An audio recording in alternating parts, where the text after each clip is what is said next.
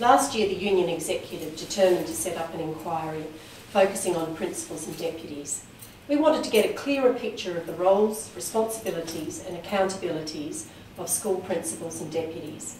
A number of factors were behind this decision, including the greater national focus on educational leadership, structural changes, members' concern at growing workload, ageing of the profession and the need to attract and retain school leaders. We have commissioned the Melbourne-based Australian Institute of Employment Rights to provide advice, undertake the associated literature research and prepare the report. A panel of 4, chaired by Fran Hinton, a retired CEO of education in the ACT, has been appointed to lead the inquiry.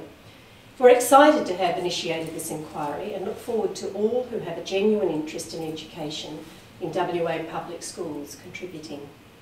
For relevant information, go to schoolleaders.org.au. I now hand you over to the Chair of the inquiry, Ms Fran Hinton. This inquiry into the roles and responsibilities of principals and deputy principals in Western Australian public schools is important. It's important for the children of Western Australia and their parents. And it's important for principals, deputies and all involved in school education. Why is it important? Because we know that schools influence the future of young people. We also know that schools play a critical role in shaping the economic and social fabric of our society. This inquiry is important because research tells us that the leadership of school principals is a powerful influence on the quality of schools and the quality of student outcomes. And perceptions of declining interest in leadership roles have been a matter of national concern for some time.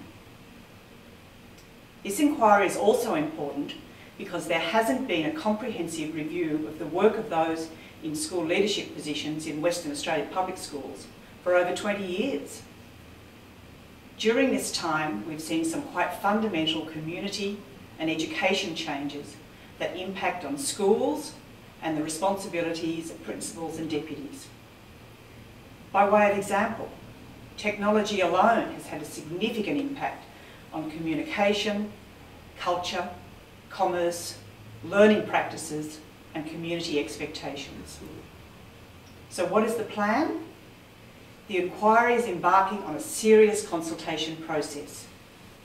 We are keen to get feedback from the education community, parents and the wider community on the issues involved. Feedback on changes in the complexity of leadership responsibilities and changing expectations. Feedback on the adequacy of system supports for school leaders, and feedback on the factors involved in attracting and retaining experienced and skilled principals and deputies. We also have a research secretariat that is reviewing these issues and will contribute to the final report. What can you do?